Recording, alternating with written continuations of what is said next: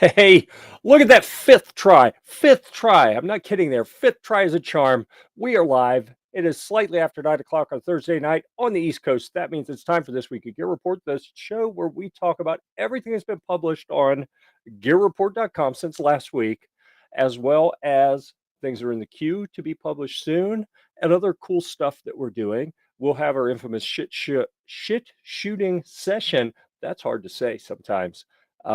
Interspersed throughout the program, we've also got some special guests this evening. So first, let me start by bringing in some panelists. The ghostess with the mostest, Trey from Ghost Tactical. Looking Thanks very for having casual. me, man. Appreciate you very much. Yeah. Happy to have you here. And our special guest this evening, we have got Craig Tinder, who is fairly amazing. It's okay if I say you're a fairly amazing artist. I'm just going to go with amazing. I'm not even going to put the fairly in there. I don't even want to qualify it. And he's going to tell us what his brand is, all about his brand, scope of his product, how he got into it, some interesting backstory, and that's going to be fun, I think. And then we're also going to talk about a couple other things, some upgrades that I made to the Battlewagon 3. We'll talk about the Denton military vehicle show last weekend, which is going to be awesome because we're going to have a discussion. We're going to talk. Trey's going to have to duck down because we're going to be talking. Craig and I will be talking back and forth because we were both at that show. And then also, I may even show some video from this is freaky, man. At the military vehicle show, some Army types rolled up and were like, "Hey, whose Humvee's that?" And oh, that's mine. Oh, good. Would you like to come on Tuesday and run some assaults with the Green Beret training class? I was like, yeah. So I went and did that. So we're going to talk about that. We may show some video of that later. So I do have to toss a happy birthday out there to the K-Man himself, Killian. You may notice TJ is not here. TJ is normally here doing his co-host duties during this program. TJ is at the bar because his son just turned 21. Of course he is. Oh, yeah. The bar. Okay. So, yeah. Yeah. I mean, he has a. Oh, you're going to do it again, are you? I'm hungry. Yeah, I know. So, so anyhow, TJ's not here. He's at the bar. But a happy birthday to Killian.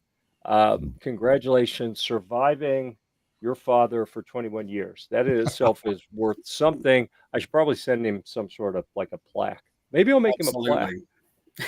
Yeah. And I got some stuff. So Craig and I were talking this weekend about engraving machines. And I have ordered a whole bunch of different like big round things. And here are different size like wooden picture frame looking things. There you go. Got these wooden things. I'm going to be a laser engraving machine here shortly. Yeah, start burning some wood there. That's perfect. Yeah, absolutely. So I may end up sending something to oh my goodness. I may end up sending something to Killian for happy birthday. Oi. It's close to yo. So we've got a tradition here. For trying. We've got a tradition here that the standard greeting when people log in to the chat is yo. Sometimes you get lazy people who show up with one yo. Frankly, that shit just pisses me off. I mean, the nerve of some people showing up with only one yo. Ghost has got to be different, but that's okay. Oh, look at that. Rod at Aegis Gun Care overachieving, but probably thinks he's on the wrong show because he said gents. This is true. Yeah. That's something I get called very somebody often. else. Yeah. I don't think I've ever been called that. Yeah. Yeah. Boy. I mean, I feel like I should go through the list now of all the things I've been called. Just no. Ooh, it's a long I'm pretty list. sure we don't have time for that. Yeah. Okay. So let's dive in and all right, we'll get rid of that comment. Oops, my bad. Yeah, understood. It's okay. We'll let you slide this time. Also, of course, now that makes sense. Talking to Craig, who is the the best dressed of the group, so Thank we you. appreciate that. That's fair. Yeah. All right. So let's dive in, and I'll tell you what I like to do in a situation like this. While you give us the background of your brand, the inspiration, what got you into it, that kind of thing, I'm going to go pull up some things in the background. So I may bring up like your website in the background, that kind of thing. So dive in, tell us about the brand, and then I'll go pull some of those things up to share with people. Absolutely. Well, Jeff, thanks for having me tonight. I'm Craig Tinder, and I'm the owner of Aces in Action. Website is acesinaction.com, and I'm a full-time military and aviation artist. I actually started doing this work as a side hustle. Oh boy, about 18 years ago now, if you can believe that. It took quite a journey to get to a full-time status to do what I love. My passion is telling stories about military history through illustration, and what I do that's kind of a little bit unique is I combine actual artifacts and historical relics with my artwork to tell an entire story for collectors, for museums. Various commission work that I do, and really it boils down to being a storyteller. And so as we talk about different aspects of military history tonight, we talk about Humvees, we talk about all the equipment, the troops, the veterans, everything that they are honored for. It's my job that I've taken upon myself to tell those stories with through artwork, as well as through a collectible that you can actually take home with you and feel the actual vehicle itself on the artwork. I was told a couple years ago by a woman who came to one of our setups and had looked at the artwork I had, and she told me, she said, you've got this great story that you're telling about, about this scene that you've depicted in your painting, and you showed me the certificate of authenticity, and the story is all written out, but you put it on the back side in a little pocket. The certificate goes on the back side of the artwork, and then nobody gets to read it, and nobody knows what this story is about and the importance of why we should remember this history. And so I said, you're absolutely right. It's something that needs to be on the forefront. So back to what Jeff was alluding to with getting his new toy, his laser. I actually use a laser engraving tool to create these engraved relic plaques that go onto the front of a stretched canvas, a framed stretched canvas. And that plaque actually tells the story of the artwork itself, as well as where that relic, and when I say relic, I'm talking about like a real piece of the vehicle. So in the example right there with the Cobra, that shot right there was taken at the Denton military vehicle show just this last weekend. And I released this Cobra gunship print, and it has a piece of a Cobra gunship, not the bird behind it, but one that saw some action in Vietnam. So it's a neat way for people to really appreciate the history and get a piece of kind of a military collectible with it as well. And it is really neat, and boy, so many directions we could go here. But Right. I want to describe this a little bit. All right, I've got to make sure I click on the correct screen here. Trying to get in. There we go. A little close up on the plaque.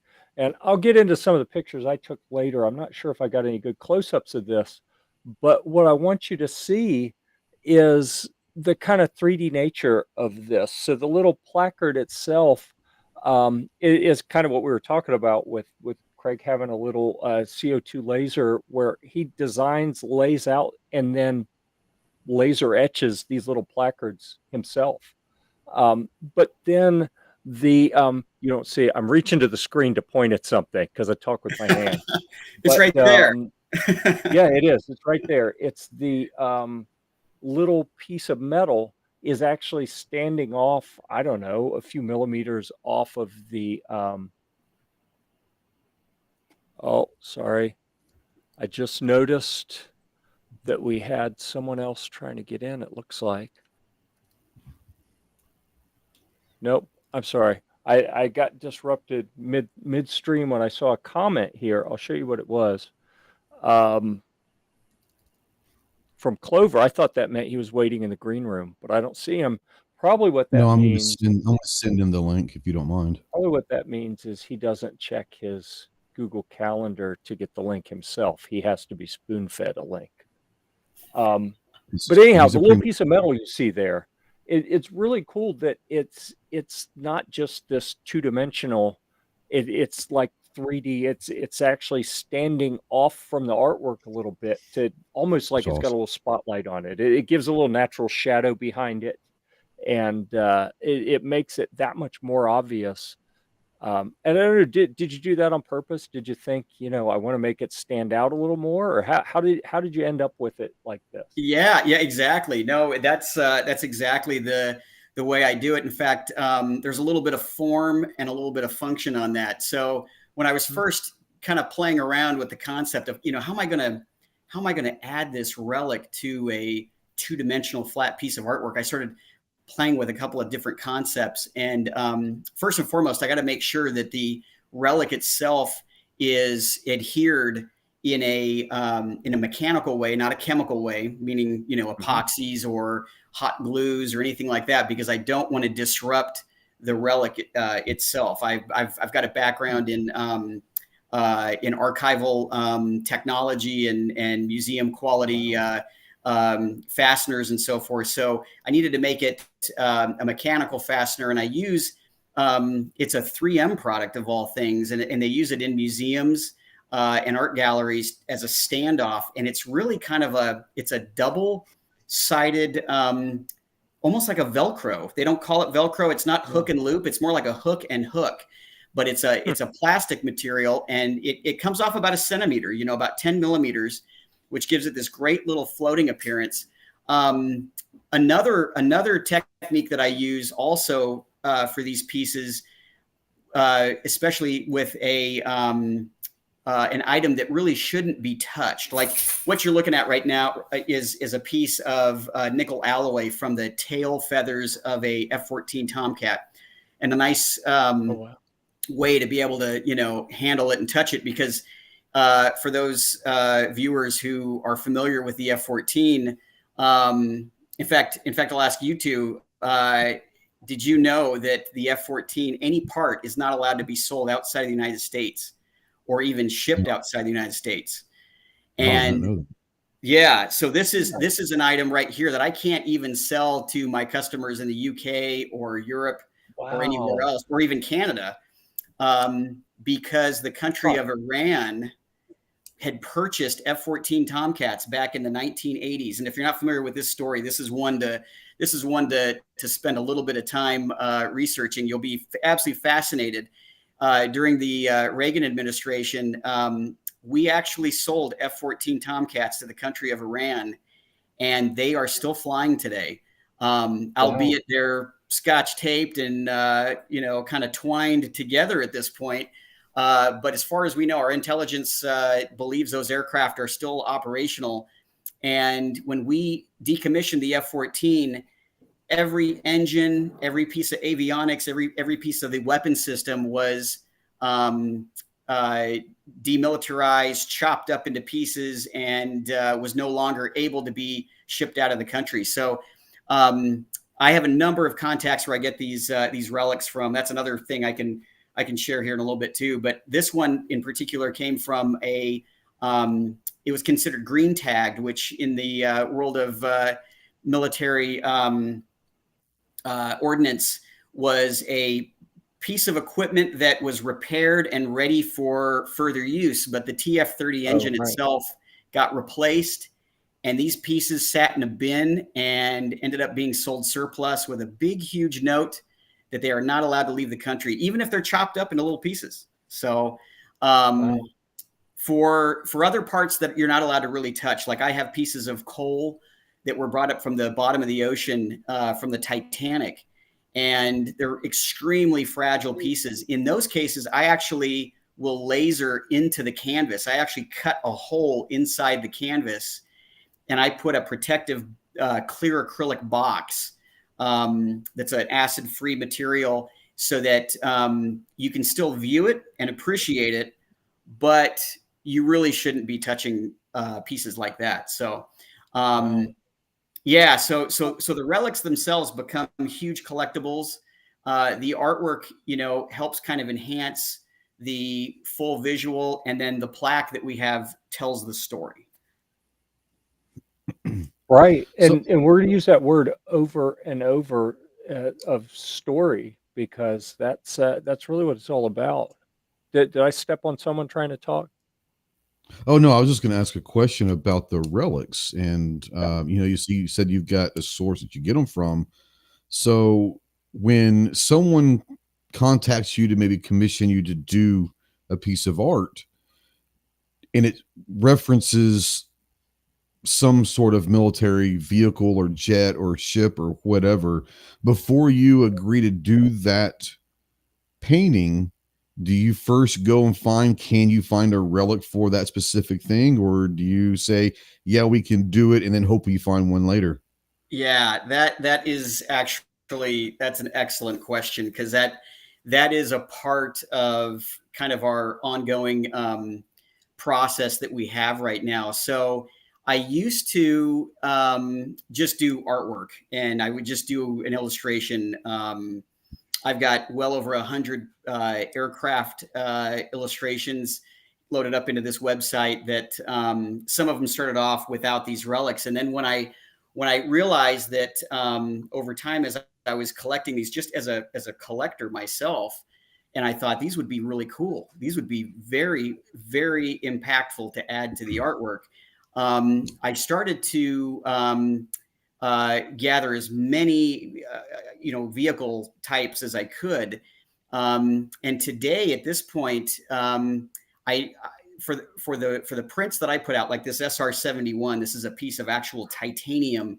The fact that you've got a piece of an SR-71 is pretty awesome. It's amazing, and when you have to work with these materials and cut them down to size, you get a whole new respect for what it takes to actually make these aircraft. If you've never ground down titanium on a cutting wheel or a grinder of any kind, titanium throws hot white sparks all over the place, and that's one way you always know if something's legit. But back to your question with regards to getting a hold of these relics, I have a commission underway right now for a C-47 Dakota. This is a transport aircraft from World War II. Paratroopers used to jump out of. And this gentleman's grandfather flew the Hump, which was over the Himalayas in the CBI campaign. So this is the China, Burma, India theater of World War II. Very, very dangerous missions. If the Japanese fighters didn't get you, the Mount Everest would. As you came up and over. It was amazing. And the C-47 actually is an aircraft that I have parts on order from a museum that I have on their way. I started the project knowing I could probably find them. They're fairly common to have, but I did bring a few pieces of some other vehicles. If you guys want to take a look, I can hold a few things up that are pretty unique that I haven't even started the artwork on just yet. Yeah. Let's talk about a few Yeah, things. give me a second to get back to that screen. Yeah, we'll do a little show and tell. Yeah. Okay, so let's change our format. We will take my screen share away, and then I think that one ought to do what we want, and I'll drag you up here. There we go. Hey, it worked. It's amazing. We're on. Okay, excellent. Yeah, a little bigger. We can bring some things up. So I got a couple of prints just to kind of show you kind of a smaller version of those prints. Make sure I can get in here, but that's where you can see that that laser engraved plaque. And this one actually includes 2 relics on it. You got a fragment of a B-17 Flying Fortress right here, and then you've got the P-51 that's flying off in the background. And so these actually are removable. You can snap them off, and this is that double-sided Velcro. Yeah. And one reason that I also make these removable is that when I ship them to customers, they go on the back side back here in a little pouch, and they don't get harmed in transit, because that's another important part of the process. And then I always include another engraved metallic certificate of authenticity right here. All of these pieces are limited edition, of course, because not only is the artwork considered limited, but they ain't making any more P-51 and B-17 parts, right?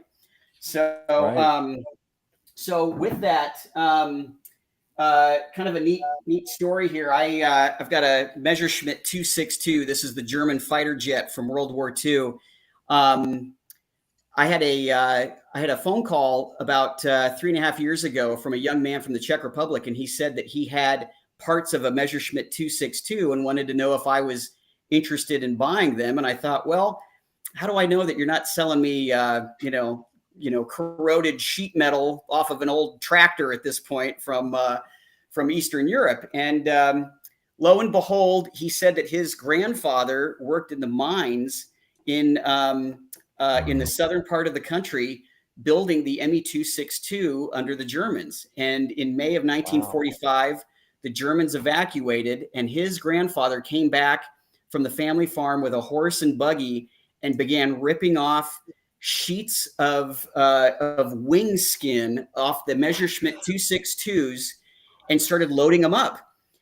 And I said, wow, that's quite a story. I said, there's when you get into working with this kind of material, you start to learn all of the metallurgy and the manufacturing process. And I said, there's a couple of things I need to know before we go any further. And I said, the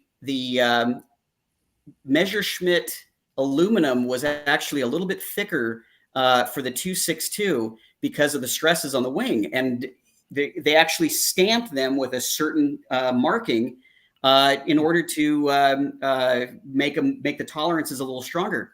And I said, how many sheets do you have? He said, well, my grandfather built an entire barn out of this material, and we're knocking it down. We're knocking this down. And, he said, I think it's Messerschmitt still, it's all shaped kind of weird. And I said, look, there's a marking that should be on those sheets, and I need a live video so I can determine if this is true. And it's probably too small to see, but you can see that little cross. It's actually an eagle that says AWS, and it has a stamp mark, and it says 3116.5, and that's the metal from the Messerschmitt 262. And on that live video, he flipped all these sheets over, and sure enough, they were all stamped with the marking. And I said right then, this is it. That's the smoking gun. I have enough information. Buy all of it? I said, cut it up and get it on a pallet and get it to me. And I have, that was an aircraft that eluded me for quite a while. Where do you find, Messerschmitt 262 parts? So then a museum in the UK, they went out of business a few years ago and found out that guys like me buy these kinds of things. Some people just throw this stuff in the trash. You can't use it for warbird restoration or anything anymore. But I also got from an Me-262. There was a version of the 262 that had a rocket assist takeoff pod on the outer edges of the wings to help get them up when they converted them to bombers. And this is a RATO unit to an Me-262 that will eventually, pieces of this will go into a different print in the future. And so as you start to kind of work through all of your different battlefield relics, you work through museums, you kind of get to know what to look for. When that same museum went out of business in the UK, I said, well, what other interesting items might you have? And they said, well, have you done any illustrations of any German U-boats yet? Hmm. And I said, hell no, I haven't done a U-boat yet, but I No, sure but let's do one. would love to give that a shot, because you know, just about 90% of the U-boat crews in Germany in World War II were lost in action. And we only have a handful of submarines. There's only 2 Type 9s and 1 Type 7 U-boat still in existence that you can go to a museum and see them. And so I was able to get parts of U-534, and Wow. these are pieces from the engine room. These are hooks and fasteners that the museum at the time didn't have any room for. And I've got boxes of these German U-boat parts that we'll be putting to art pieces and getting these pulled together. So you'll see some new stuff coming out from that. But it's one of those things that when it rains, it pours. Like I said, the ME-262 eluded me for years, and then I found all this great aluminum, and then this museum came in with an ME-262. So as soon as I found this U-boat and I started kind of poking around looking for other U-boat items, I had a gentleman from the UK that reached out, and he had a collection that was in his family from a German U-boat NCO who did survive the war and came back with the torn flag and pennant from the ship, from the U-boat. And that's another, like I said, when it rains, it pours. A Gato class submarine, some parts came my way right after that. And now I've all of a sudden, I've been blessed with 3 different submarines from World War II that we're going to go ahead and work on another series of prints. I've got one for you guys to take a guess on if you can tell what this might come from. The lighting might not be that great, but the color might be a hint for you. I'm going to guess one of 2 things. I'm going to say something off of a Nazi tank or something off of a Japanese Zero. Ooh. Okay, Jeff, what do you think? I have a 1-track mind. I'm just going to assume it's part of a Humvee, but I don't know. We'll get to Humvees because we have everything you pick up. Well. I'm just going to. That's a Humvee. Yeah, that's a Humvee. Everything. Well, I tell you, we are looking at this. This is aircraft material, just because it's so thin, and you've got a very lightweight stringer right here, and I do have German armor as well. But this is one of the rarest pieces that I have. This comes from an A6M2 Mitsubishi Japanese Zero that was abandoned on the island. That's what I was going to say. See, you should have popped it out. You've got the Imperial Japanese Navy green color here. That's why I was guessing with the red and the green. That's why I threw the 0 in, thinking that might have been on the wing or something. That's what kind of put that crest on there. That's right. Yeah, exactly. And this is part of the original red. It's a little challenging to see it with this camera and this light, but it's definitely on there. And these aircraft are extremely rare. Tom McLeod, who's a well-known author, who's done many books on Guadalcanal, Iwo Jima. In the 1980s, he spent time traveling through these areas and collected artifacts and relics. And I've had many conversations with him over the years, and he had a museum in Texas. And I said, look, if you don't have any use for some of your parts, I would love to acquire them and be able to turn them into art to ensure that they get distributed to collectors. Because in this form, believe it or not, I find more items in this form like this, just a rough, torn piece of metal, and they get thrown away. Collectors keep them in their war room, in their man cave. Things change. They go through life. Life happens. People pass away. People get divorced, and stuff like this doesn't have an intrinsic value on it, and it oftentimes does get put into the trash. And so by salvaging it, cleaning it up a little bit, I don't actually remove any of the patina or anything on the front side. I sometimes do have to clear a good clean spot on the back for that mounting tab to adhere to. But pieces like this end up making have a much higher chance of lasting as part of a piece of artwork, part of a collectible like that. So this is going to be something we can maybe talk off air of. Two things that I'm interested in. Do you have any relics from Okinawa, Japan? Not specifically from Okinawa. My wife's from Okinawa, so that'd be kind of a cool little thing. Okay. Okay. And then my grandfather drove tanks for Patton, the Sherman tanks in Germany in World War II. I didn't know if you had anything from a Sherman tank from Germany. We might have a discussion afterwards. Yes, absolutely. Yeah. In fact, I've got a couple of periscope parts of a Sherman, and tanks are challenging. Tanks are my biggest challenge, because armor is thick, armor is heavy, and armor does not want to ship. I get that. Yeah. And one of the pieces that I did not bring with me tonight, but one thing that I've collected for quite a long time are armor track link pins. Now, what the hell is an armor track link pin? Why would somebody collect these things? An armor track link pin, that is the rod that goes in between two pieces of linked track in order to allow them to be flexible. And the pins are extremely important in my line of work, because oftentimes I come across various pieces of track because they were shot at, they were attacked with bazookas or mines, and there's lots of fragments of tracks.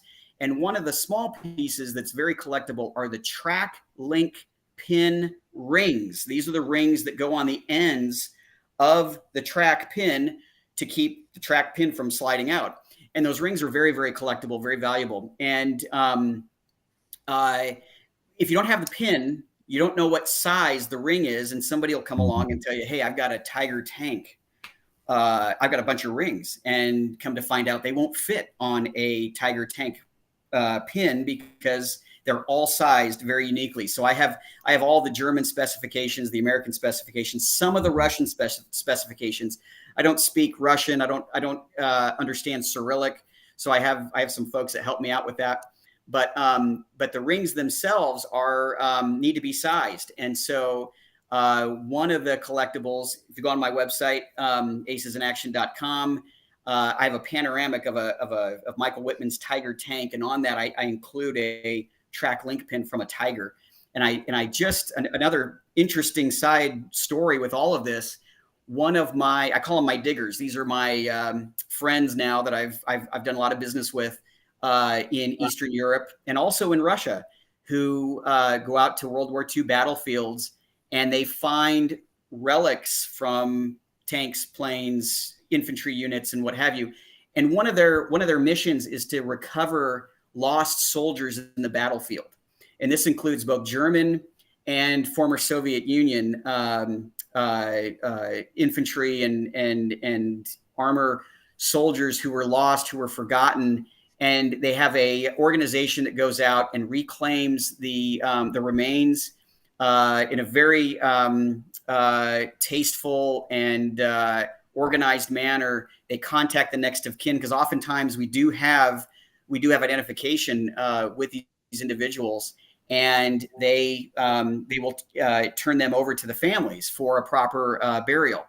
Well, in the process of looking for that, I don't deal in infantry or individual relics of that nature, but in the process, they'll come through and find bits of aircraft that were blown up on the ground or left to rot out or that were buried, and then we recover those.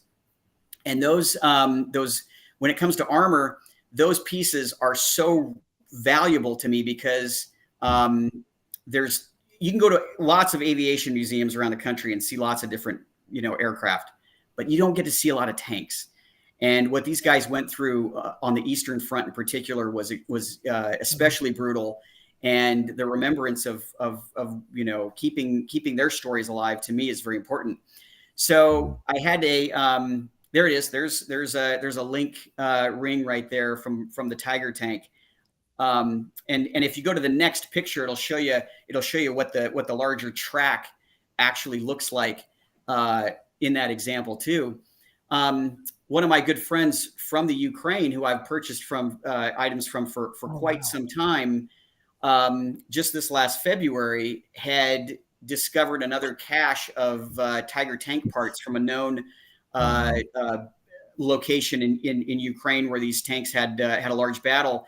And I wrote to him and I said, hey, in the news, there's this buildup of Russian troops on the border, and we're really thinking about you guys. And the package literally just arrived here a week ago. It takes, sometimes a couple of months for items to arrive, but this was from Ukraine, and he told me that he was getting called up to service, and I have not heard from him since. I've sent him a couple of messages.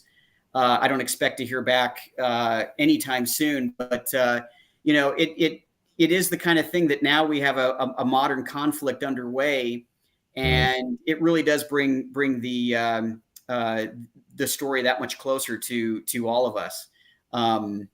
It's just incredible that we're looking for relics in one battlefield with another one kicking off right now. So, yeah. But back to the Tiger here. These pieces are, if you look at that armor plating right there on the very front, the front armor of a Tiger is over 2 inches thick. I don't even have tools at my disposal to even cut metal even that thick. You need to have a water jet, plasma, multiple passes. I mean, it is a monster, and then you've got a big brick of it. But and then shipping tank parts, you'll just get eaten alive on shipping at that point these days with shipping prices where they're at. So, but I've got one more item to show you because we also talk about firearms and like to talk about firepower on this show. I've got something right here. Wow. Kind of give a little 360 on this. Yeah. Any idea what this little Coke bottle comes from? Any thoughts? My first guess would be some sort of artillery shell, but I don't know. I wouldn't know. I'll give you a hint. It's not land-based artillery. So it's from a ship, I imagine. Well, good. That would be the next logical choice. It's not from a ship, though. Yeah.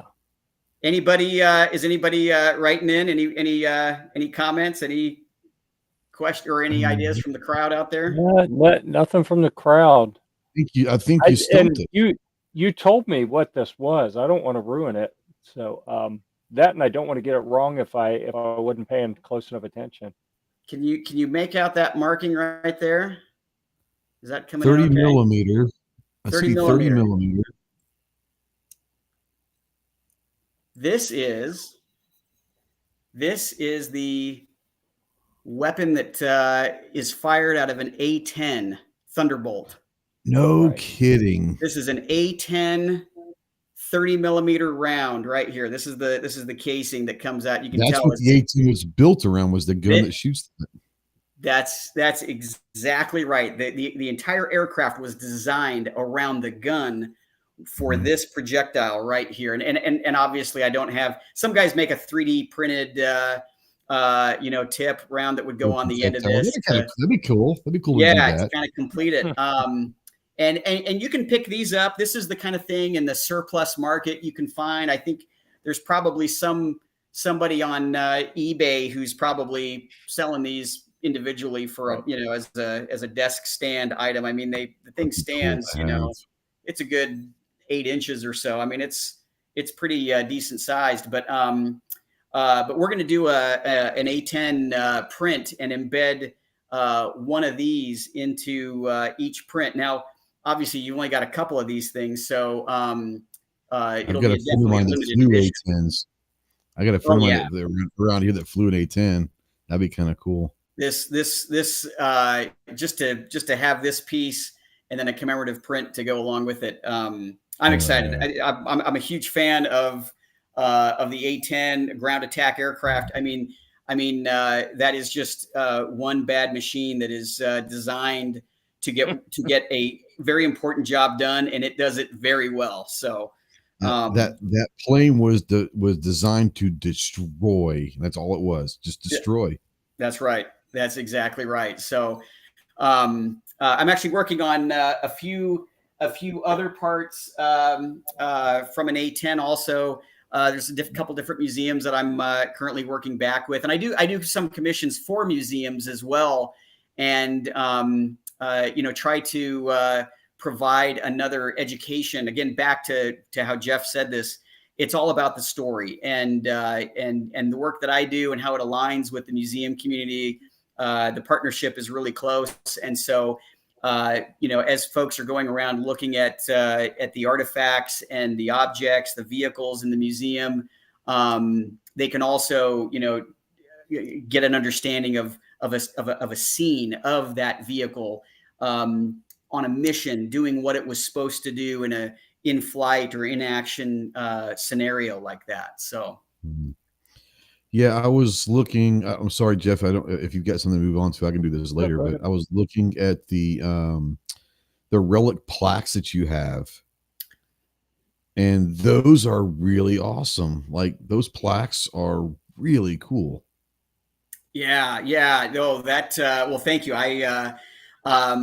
I discovered that not everybody wants to take a big giant print home. Not everybody has wall space for big artwork like that. And but the collectability is still there. So Jeff, this will hopefully inspire you with your new laser technology as you get going here. So I engrave my paintings onto these metallic. This is a brushed aluminum metallic.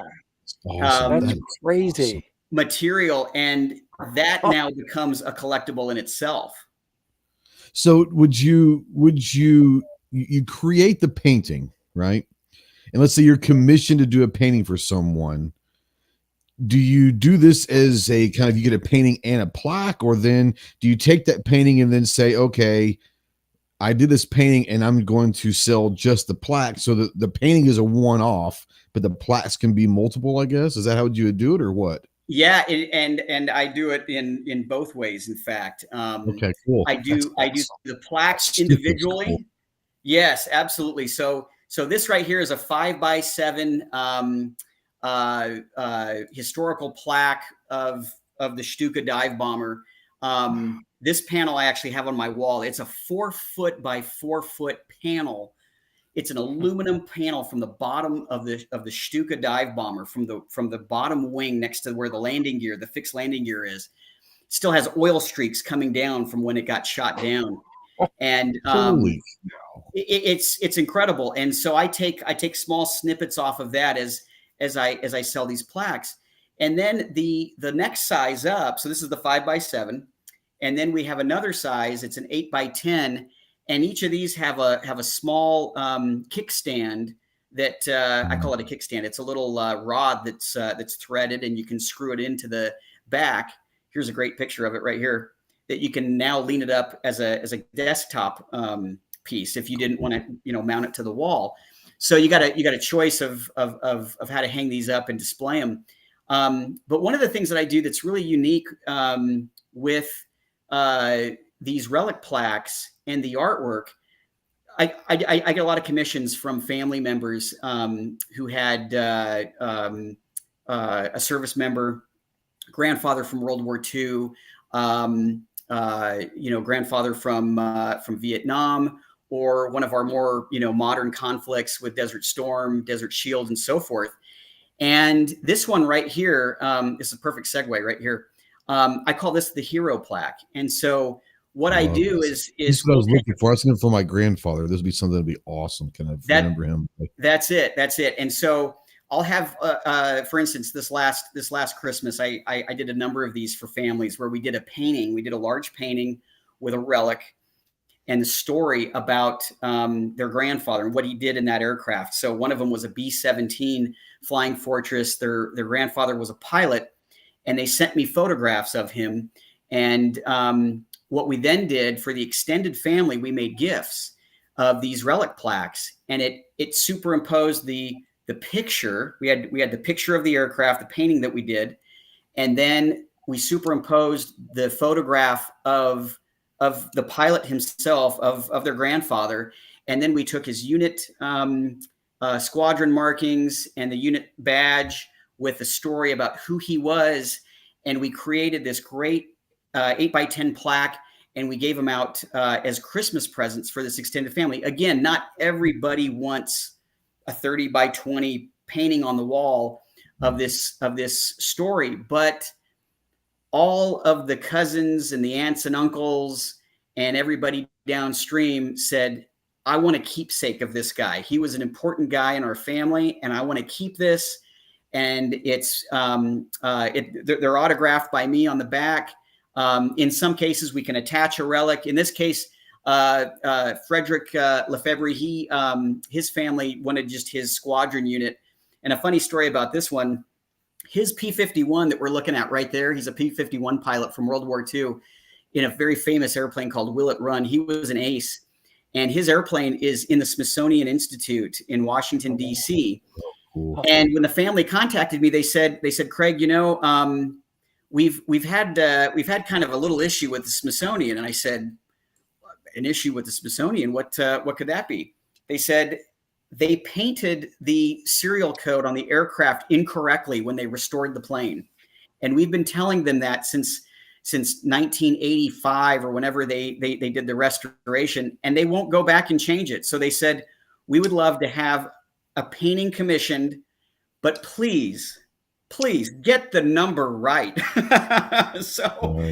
So I said absolutely. And the research that you put into this takes just as long as the actual execution of the artwork itself. And I've even made small errors or oversights in very, very certain details and things. And I always try to go back and make sure that I triple check my sources, that I look at all the reference material that I have access to, so that we don't include any mistakes. But in this case, that was a great commemorative piece. But yeah, great as a way to commemorate current heroes, retirees, lost family members. It's just a great way to kind of commemorate the story again. Awesome. Yeah, definitely. It's a shame that so many of the people of the generation that is covered. I mean, it's like most of the aircraft, at least in the perusal that I did, appear to be kind of World War II vintage. It's kind of a shame that, why you have to be so young, man. If you'd have done this 40 years ago, they could all have gotten their own plane. Yeah. Yeah. Right. Yeah. Exactly. And you did talk about, you told me about some of the technology that you used. Do you want to speak to like why someone couldn't do this the way you do it 40 years ago? Yeah. Because right. you've got a very high tech process. I'm so fortunate to be at this point in my life to have access to the technology that is now, affordable. It has a learning curve that's been scaled down to, with wonderful software. There still is learning curves and so forth, but it's not outside the realm of any maker. If you find yourself, kind of part of that DIY maker community, the sky is the limit. And being able to find routing technology, routers, lasers, dye sublimation processes. There's so many unique ways of using these tools to kind of develop your craft. We're in kind of a golden era of DIY opportunity, and if you do have that intrinsic passion, if you're a guy who likes to, or gal who likes to use your hands and your brain to kind of come up with a new way, it took me, Jeff, it was about a year after using my laser that I finally had gotten to a point where I could engrave my paintings onto the material with a certain detail that, in my opinion, was going to be worthy of a retail item that somebody was going to pay money to me for. We've gotten to that point, and I think even 5-10 years ago, either the equipment was too expensive, or you had to go through and build out and custom, build and develop these types of things. But I've always been a maker. In fact, I'm sitting up here in my office right now. I'm gonna turn the camera, if you don't mind. I'm gonna show you something in the background as I turn, and you can see this big tall thing. Can you see this big huge thing in the corner right here that goes up and down all the way? Yeah. It's like a Like a smokestack or something? It looks like a smokestack. It's actually a cannon barrel. Oh. It's a 8-foot French parrot gun, 16th century. But and I'm upstairs right now. In all honesty, I would never be able to carry that cannon barrel all the way up here, and it'd probably go right through my floor and crash right down to the slab at this point. This cannon barrel is fake. I made it as a Halloween project back in 2015. We did a pirate-themed Halloween, and I had to have a damn good-looking cannon at that point. So I built the carronade. I put the wheels on it. This thing was hooked up with a orange LED light system inside that was timed to a subwoofer that went boom, that was timed to a smoke machine and a fan that threw it all out. And I've got videos on YouTube on another on another website that I used to run.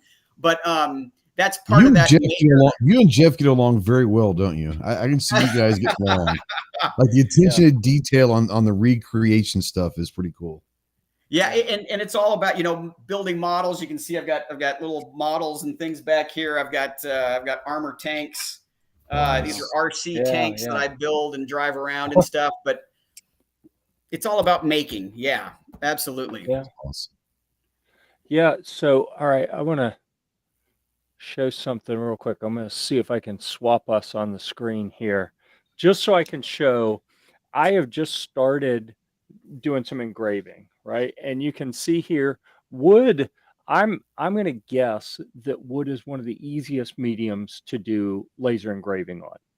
And part of the process of learning this is you can see the little test grids here of different. So that is starting out at low power and high, low power and low speed in one corner, and working up to high power and high speed in the opposite corner, and different gradients. And you see an attempt to do a little portrait up there.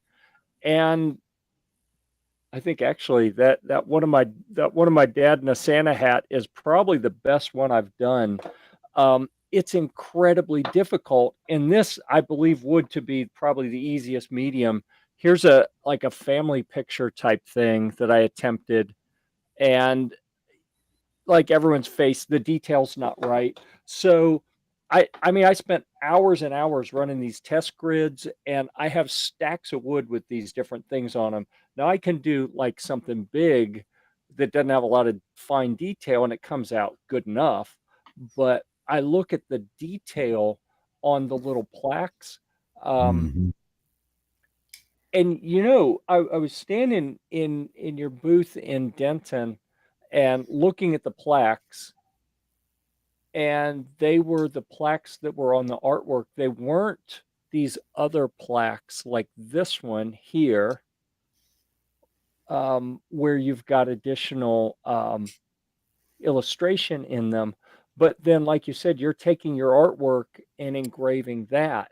And the reason that I showed my little engraving test was the absolute insanity of the level of detail there. And when you just said it took a year to figure out how to do it, I'm sitting here scratching my head like, I bet there's no exaggeration at all, because that, I mean, the little bit that I have tried to figure out this engraving stuff, I'd probably wear out a machine before I got it right, and then have to like, well, okay, I think the settings are right. Let me get a new machine that's not worn out and start over, you know? Yeah. Well, and it's one of those learning curves. That it's very easy to take that piece of wood or my very first plaques that I had, and I was throwing them across the workshop going, I know there's probably a formula, and it's all about finding that path. Because like you talked about, laser engraving and a lot of these tools are based on speed versus power. The more power you use with that laser, the hotter it gets, and the deeper the engraving goes. And the speed, there's a lot of variability between these two factors. And that grid that you built, and I use those exact same grids on every new type of material I have, gives you that intersection. Where's that intersection of that preciseness? Then you have to adjust and focus the laser itself. And sometimes one of the little tricks I'll share with you is to actually come out of focus. And this sounds completely counterintuitive, but if you come out of focus by a millimeter, and you make these little step gauges out of plastic and things so that you can slide and adjust your laser head so that you can do this. You can get different effects on that. So now we've added a new variable of focus into this whole thing. So it is, it like any of these, it's a tool. It takes a certain amount of time. And I will tell you, going back to edit your photo in another software tool like Photoshop or GIMP or Illustrator or something to adjust those contrast and brightness levels to keep the faces washed out. The first time I did this Titanic one that you're looking at, sky came in completely black. The ship's hull kind of merged right into the blackness of the ocean, and I lost all of my portholes that run across. And then I'd back it off, and then everything would go white. And there's a tolerance that starts to get tighter and tighter and tighter. And when you find it, you stop. Then you use your laser for 6 months, your belts get loose, and all shit goes to hell again, because now you've got the laser aging and doing things that you got to go back and kind of tweak again. But it is once you have that eureka moment, and it goes again with any tool that you're looking to use, whether it's 3D printing, resin printing with a lot of the new technology that they have.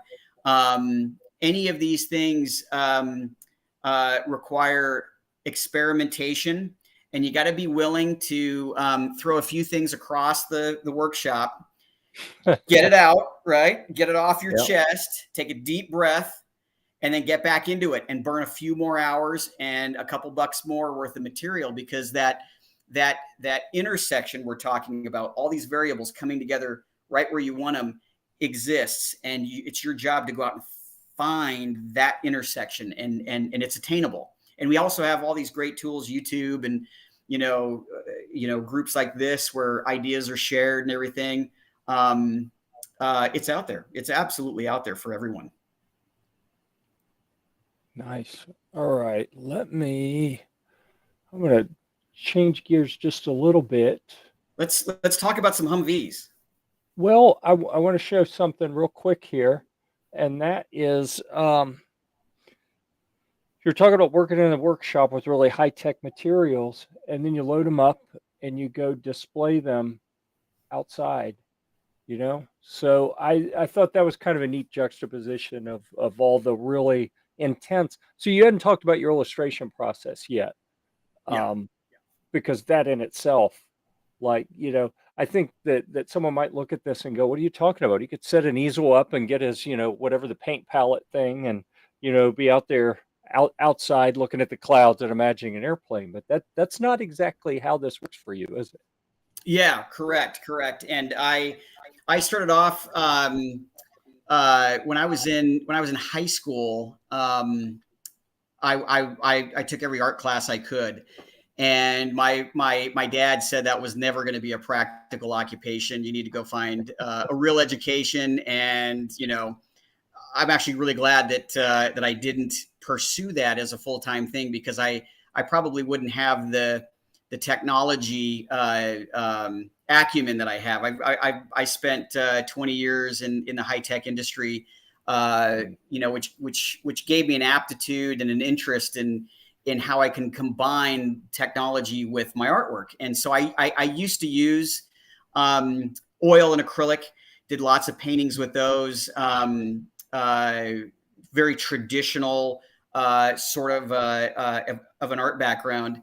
And when I used to work for Hewlett Packard, and back about actually 18, 19 years ago, I was a user interface design engineer for HP, and I would design all of the control panels for their touchscreen copy devices, all the interfaces, the touch screens, all the copy, print, email. That was my job, was to build that out.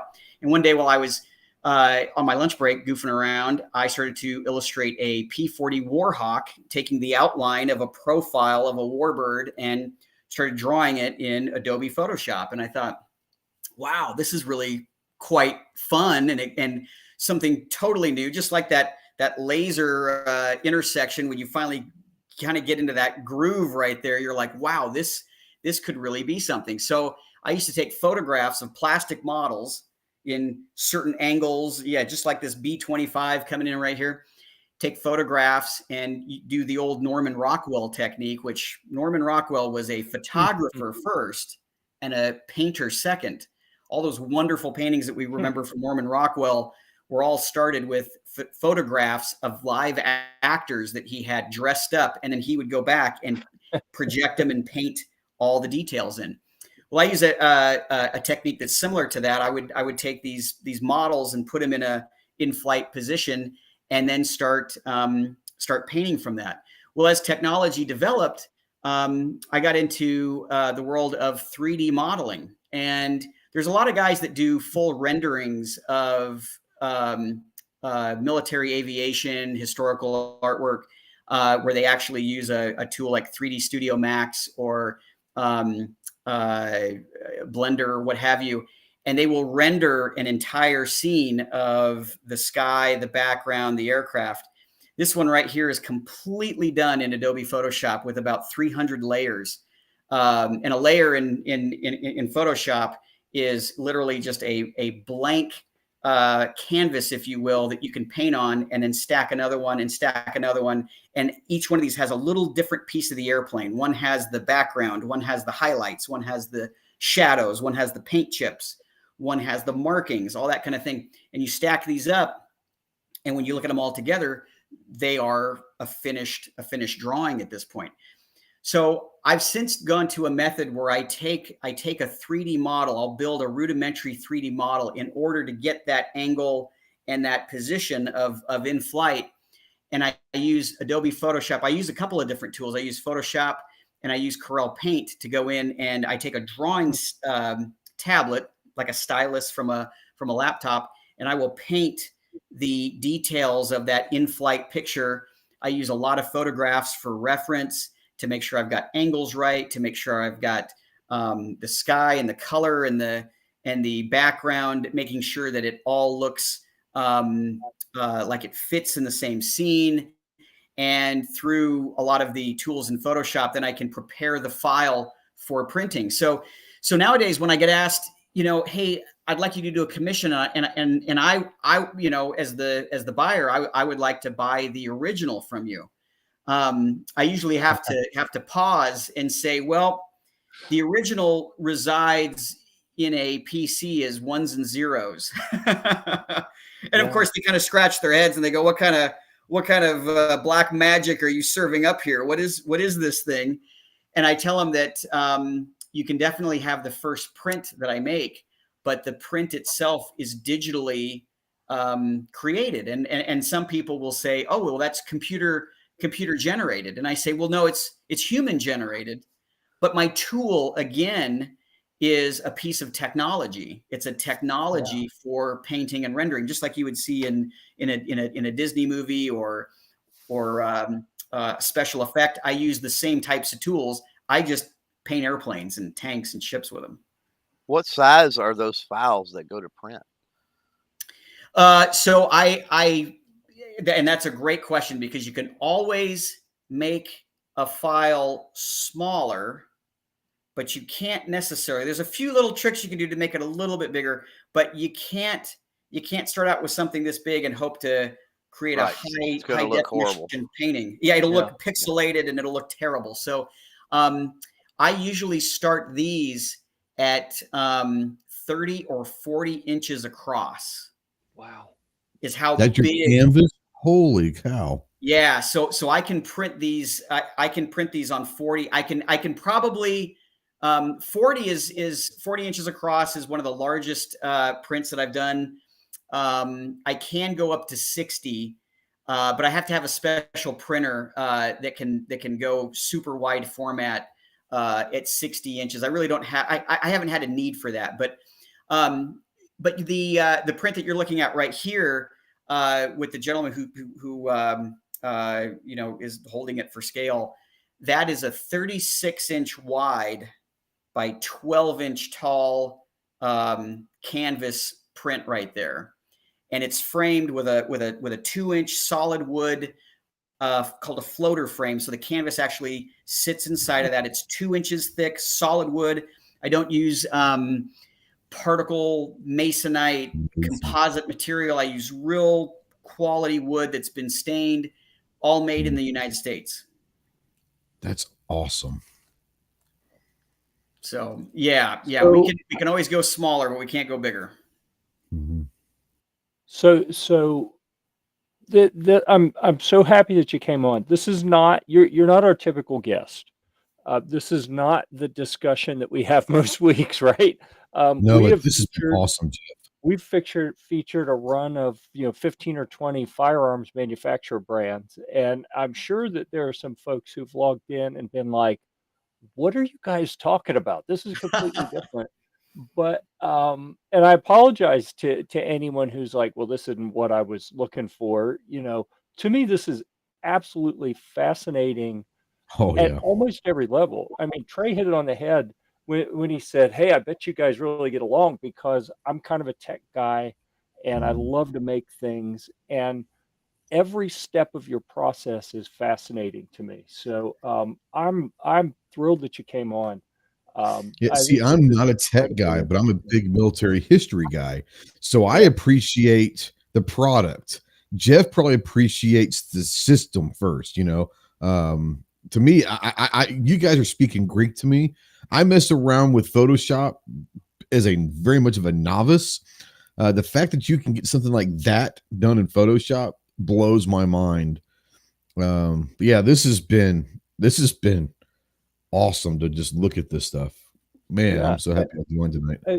And I'm happy that I'm happy this is going well and that you guys are engaged with this as well. So something that I noticed, I wanted to pull this one up, not to go completely off topic here, but because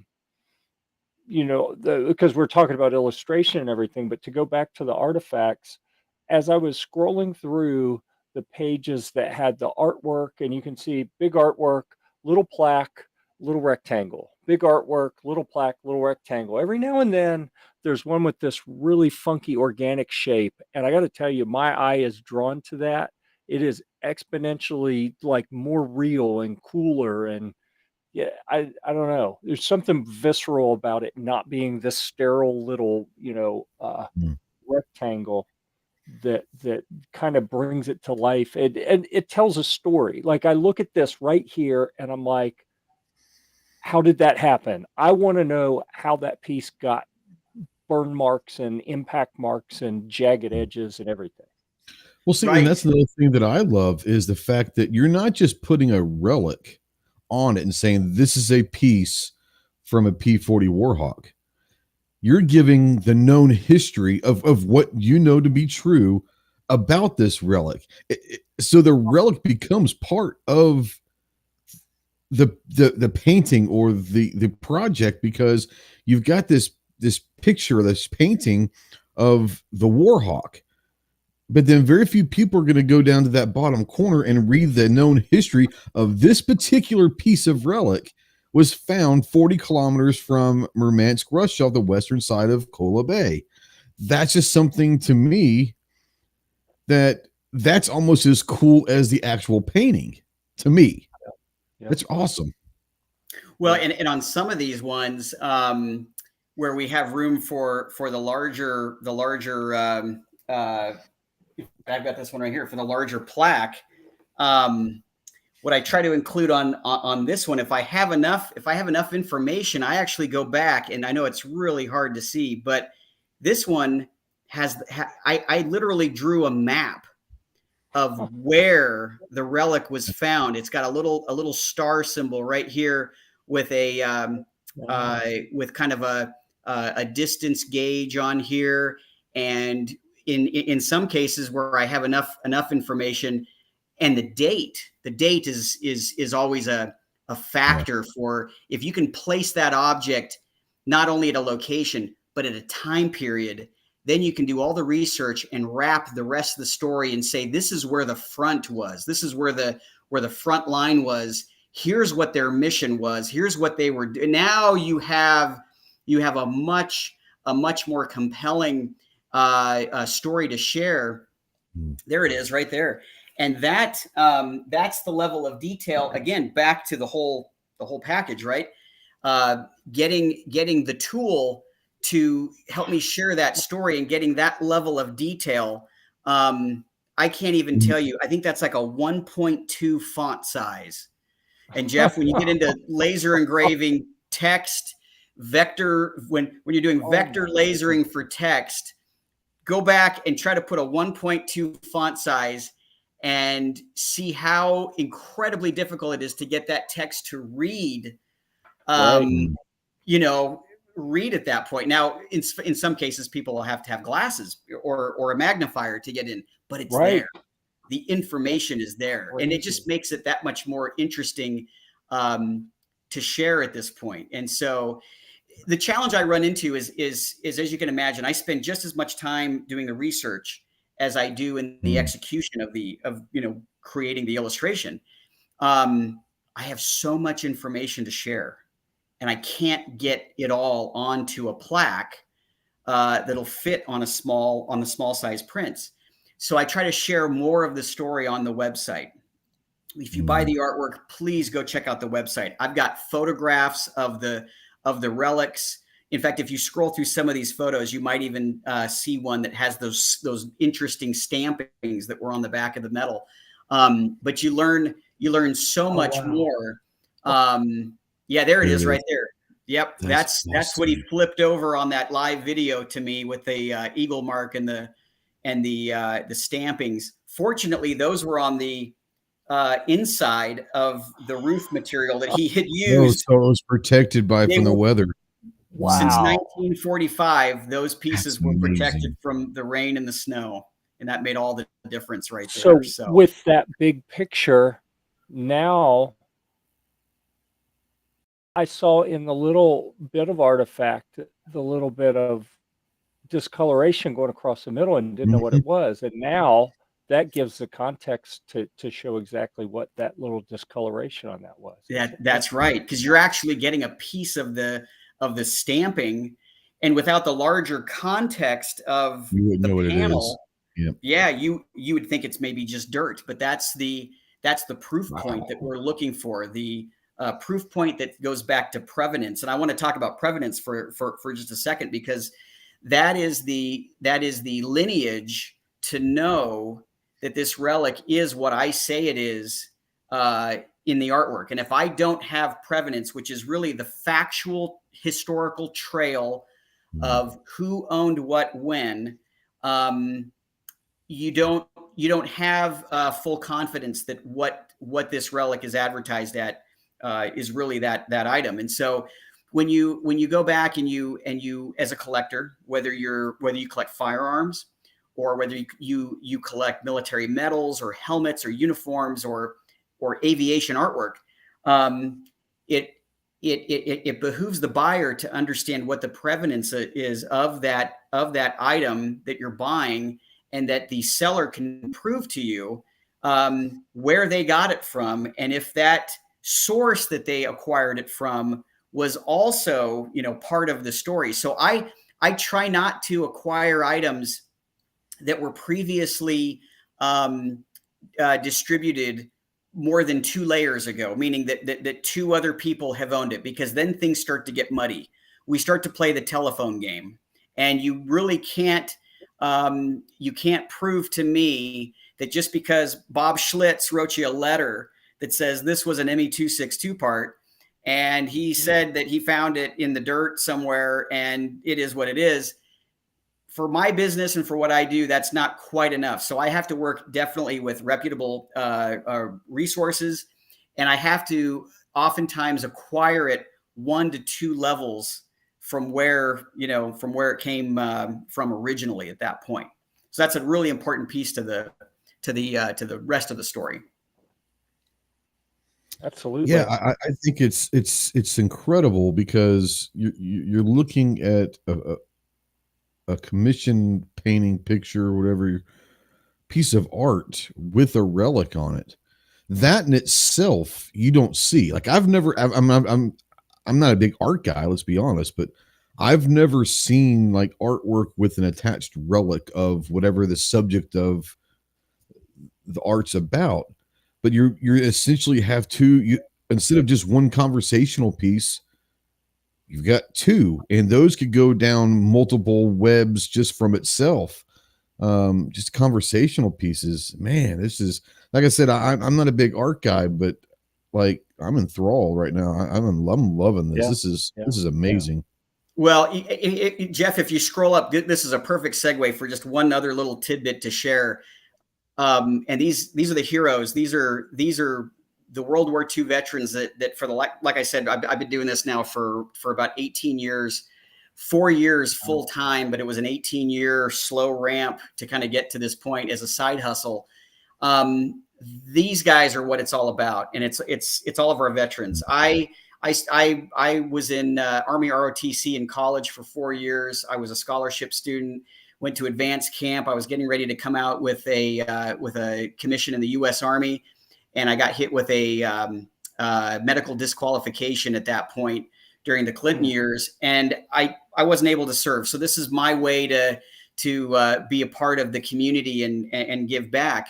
Up until probably 5 to 10 years ago, the way we did it in the aviation art community, and also just military art, I should really kind of broaden it to military art community, was that we would do our art prints and then we would take it to these guys.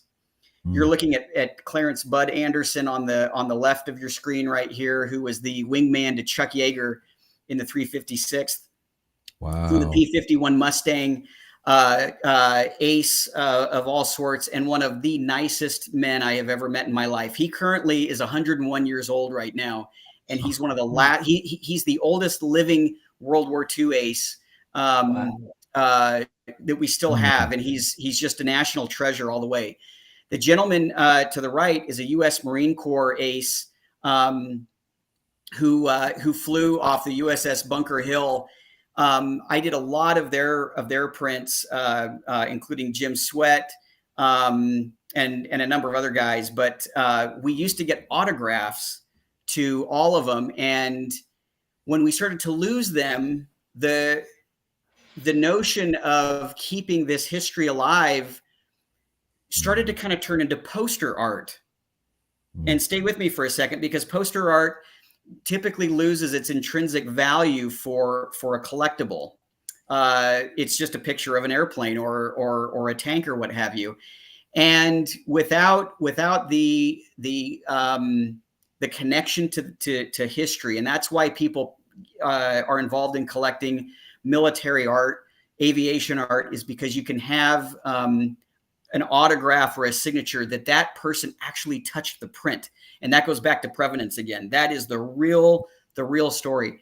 That's here a few years ago. That's when I started to finally, think about, I've collected so many of these relics and artifacts just because I like them. I like those A-10 Thunderbolt pieces. I like building cannons. I like doing all these kinds of things.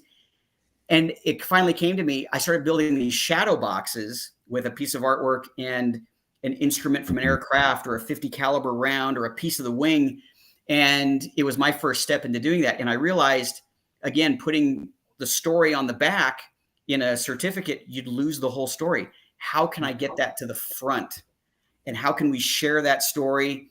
Jeff, I don't know if you noticed, but when we were at the show in Denton, I get more and more young people, teenagers, elementary school kids, boys and girls who have an interest in vehicles, in history. I had a young man who came up, he was probably about 9 years old, and he rattled off all the details about the Titanic. And he said, "We don't have the Titanic print here." I was like, "You're my kind of guy right here." I ran over to my print bin, and although I didn't have my painting relic of the Titanic, which I do have, but I didn't bring it for this show. I had a paper one. And I said, "Let me tell you something." I said, the sister ship, the two sisters to the Titanic? And he said, "Yes." And his parents were blown away. He's rattling off all this information. He watches YouTube videos on all this stuff. And he talked about the Olympic. Well, a little story about the Titanic sister is that the Olympic in World War I became a troop transport ship and was the only merchant vessel to sink an enemy warship in World War I.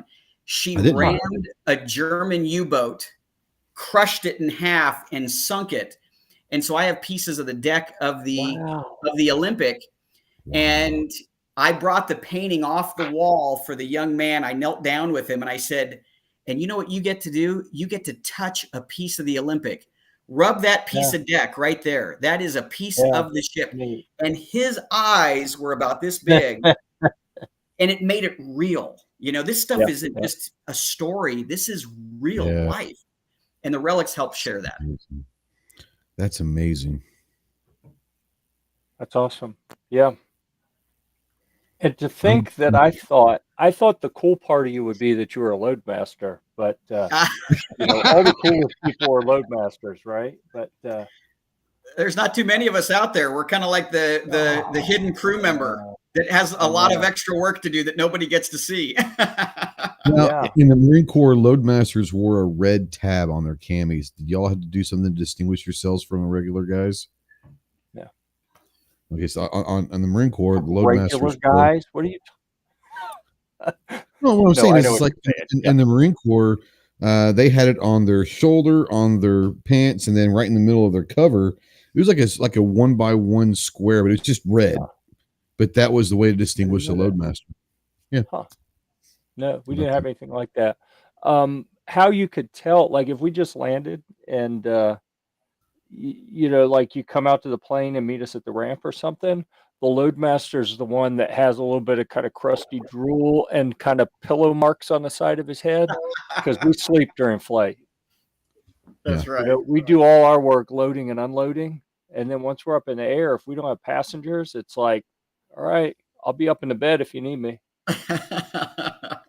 Yeah. Well, and the passengers are the key. I used to live in Houston, Texas, and one of my little fun hobbies that I got involved with was with an organization called the Commemorative Air Force, which used to be the Confederate Air Force. And just 15 minutes from my house, I ended up, in fact, there she is right there. I ended up becoming one of the crew members of Texas Raiders, which is one of about 11 or 12 now, B-17 Flying Fortresses that are still flying in flying condition.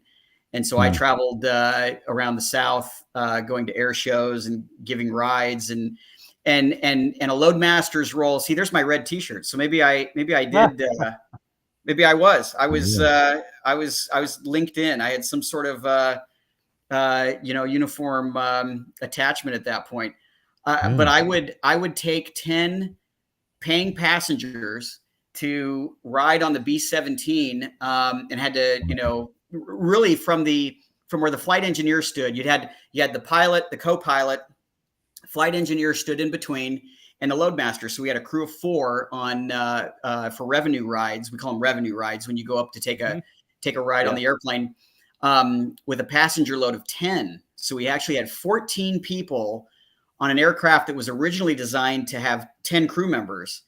And if you've ever been inside one of these warbirds, they're incredibly tight. But it was my job to play safety officer, flight attendant, cleanup crew when somebody got sick, helping people in and out of the airplanes, pushing butts in to get them inside the plane so they could get on with their ride. And we just had more fun than you could imagine. So if you ever do get a chance, these warbirds are getting old. Insurance costs are going up. Fuel prices are outrageous. And the opportunity to fly one of these things, if you get that chance, let me tell you, it is absolutely 100% bucket list worthy for anybody if you can afford to do it. No doubt. All right. So as a time check, we're pushing up on an hour and a half, and this has been a fascinating conversation. I think I'd like to start wrapping things up. So I'll put a kind of last call for questions out there, which we really haven't gotten questions coming in through the chat. But especially to the panelists, and I would like to thank Ghost. Thanks for being here and helping keep the discussion going. And Clover, I apologize for not getting you in as quickly as possible, but thanks for stepping in and contributing here as well. Let's see, man. You know what? We didn't even talk about some other things. So let me really quick go through a couple other things real quick. So in the comments on whatever platform you're on, you will see the links I pasted in there for, I got so many tabs open that my computer is having trouble keeping up, for all the different social media properties. So you can find Aces in action on different platforms. Your web links are out there in the chat, so go find them. And if you want something a little bit more, not just to look at, but a little bit more interactive, there are videos on YouTube as well. So go check those out. And I'm going to see if I can close some of these, maybe speed my browser up, because it is my little fanless micro PC is really struggling to try to keep up with this many tabs. All right. So I've got to ask real quick. I think I saw the Humvee may have been the only thing that I recall seeing that's not an aircraft. So are you going to do more vehicles? Or, oh my goodness, you as you're going through all the different things with aircraft, I'm like, oh, if he starts doing guns, this will be like you'll be 80 and you still won't have half of them done yet, That's the thing. I mean, my project list just keeps growing, and I'll never probably get to all the topics. I have looked at firearms. I would love to do a wide format firearm with a collectible component from a lot of the antique and curio items. Vehicles, absolutely. I'm working on getting another Humvee, a turbo model or something coming up with some interesting missions that was on. Helicopters are another big one. I got a lot of collectors that just want more helicopters, and then ships and tanks. Stay tuned. I've got I've got a lot of new things that are going to be coming out here this year in particular. So Awesome. All right. Well, we'll definitely keep an eye on that. And you're welcome. You're welcome if you have any new stuff that you want to share. I can leave you on the invitation for this, and you can pop in, be a part of the panel, and talk to whoever the guests are, ask questions, interact, and then take a few minutes to show your new stuff as well. And so the other things on the agenda, we gave an agenda at the beginning of the show, and we got carried away, didn't get to most of it. So I'm going to blast through some of that real quick. Here's some pictures from the Denton Military Vehicle Show, and what you see right here is, I was going to say, the East Coast who's who of the Humvee world, but like Greg, who's right behind me, is from Texas, and he lived in California for a while. Michael is with the orange camo hat, is from Chicago. So people came from all over to be at this show last weekend, and it was really, and there were a number of people who didn't make it into that particular picture. That it was really neat. And it wasn't just Humvees; there were various different types of military vehicles. I've got to do a plug for my portable castles, by the way. So if anyone could use a big ass tent, then I would direct you to Gear-Report.com, where if you go under the military gear section, you will find the military HDT Base X tents for sale. If anyone needs to find me in the morning, when I get back from my daughter's swim practice, I'll be at the warehouse shoving a bunch of these in the back of the Humvee and bringing them back to the house because I'm losing my warehouse space, which means I'm in the mood to make some deals. Come to the warehouse, pick up some tents for cheap so I don't have to take them back to my house. We'll both be happy. Jeff, I would really, really, really, really enjoy if you went and bought bigasstents.com. Is it available? I don't know if it is, but if it is, you've got to get that big ass tent. Yeah. If it's open, get it. Yeah. I think, you know what? I think that's a good idea. All right. So you'll find all the information in here if you have any interest in having one of my big ass tents. Let me see if I can scroll that down a little. There we go. Yep. And sorry for the lag. This little computer, it's an experiment to see if this little micro PC could handle being a broadcast computer. It's kind of hacking it, but not really. So I may have to upgrade that pretty soon. I got TJ a little computer, and his does a little better than mine. So I may have to get one like his. Well, he also doesn't have 37 tabs open though. Well, he would if he were running the show and trying to stage all the stuff he wanted to talk about. See this, Yeah. You know how it is normally. It's like I'm stalling and talking for a minute and a half while I'm trying to get the next tab open. So now I opened everything. I'm like, well, okay, now the downside is it takes a while to get to it. So if you get to a show and you see this booth, go check it out. That's awesome. They've got really cool stuff in there. And let's see, other things at the military vehicle show. My friend Lionel bought this little Kawasaki 250. I think that one was an Army model. I'm not positive. Don't quote me on that. It was Army or Marine Corps. I don't remember. All right, what do we got here? This is a couple guys in the back of Lars' truck. Lars rolls with like 4 or 5 machine guns mounted on his truck. Why wouldn't you? Yeah, why wouldn't you? Yeah, exactly. He's got his little AT4 sitting up here, just casually, Not a problem. I met him at the show. Boy, talk about a super excited guy. He gave me just a whirlwind tour through everything. I mean, what a vehicle. I mean, I was blown away. And he's so eager to talk about every aspect of it. I thought he was great. That was a not great only setup. will he talk to you, not only will he talk to you about it, he gets out and uses it. So I'd encourage you. I don't think we're going to have time to go through. I think we may have to talk about Robin Sage next week. Robin Sage is the final course for the Army Special Forces candidates who want to become Green Berets. Go through this course. And Lars has been doing it for a while. And he doesn't just make the truck as completely, I'm telling you, just in this picture, I I can probably see $25,000 worth of unobtainium in this picture. Like these uh the sidewalls with the little tracks in them, Mhm. almost impossible to get. If you can get them, I mean, they may be anywhere from 15 to 20 grand just for the two sidewalls and the back wall. It's Wow. it's insane. Like no one has this stuff. Not only does he have it, so the Robin Sage exercise that I went on Tuesday, we had two Humvees, and we had this assault team that was split between Lars's Humvee and my Humvee, and we went to three different assault sites and assaulted three different facilities.